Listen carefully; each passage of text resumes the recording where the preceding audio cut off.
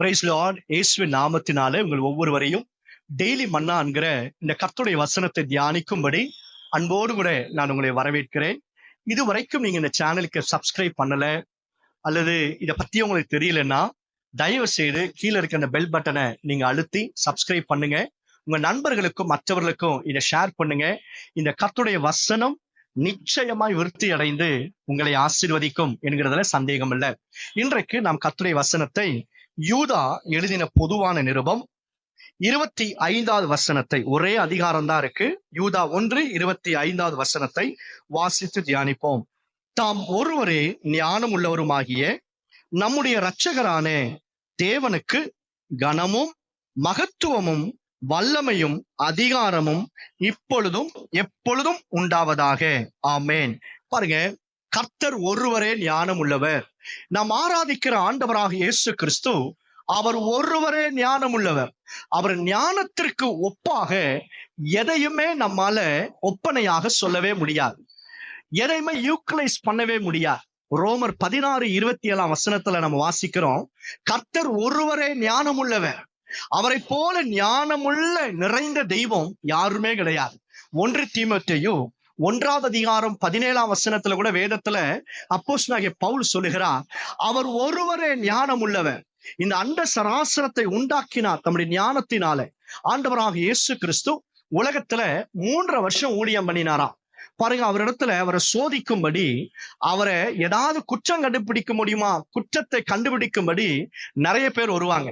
அதுல சில பேர் வந்து சொன்னாங்க, நாணயத்தை எடுத்து இந்த டாக்ஸ் கட்டலாமா கட்டக்கூடாதா, வரி செலுத்தலாமா செலுத்தக்கூடாதா என்று ஏசப்பா கிட்ட ஒரு கேள்வி கேட்டாங்களாம்.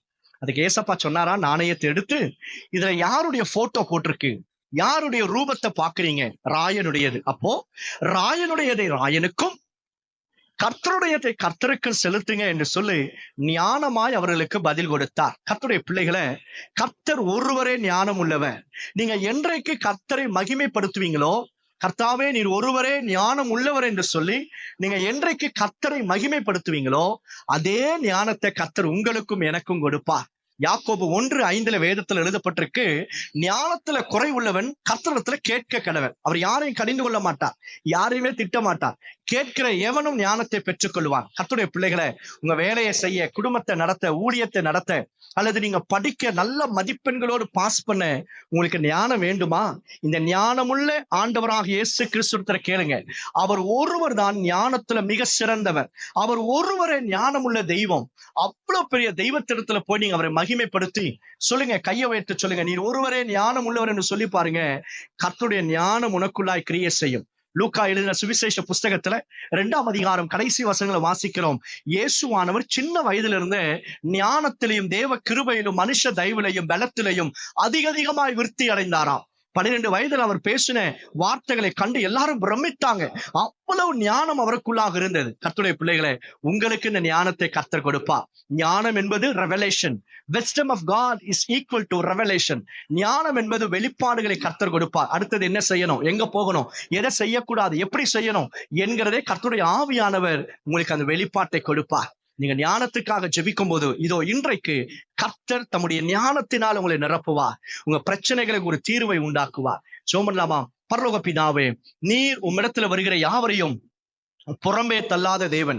யாரெல்லாம் உம்முடைய ஞானத்திற்காக ஜெபிக்கிறாங்களோ, give them the heavenly wisdom, O Lord.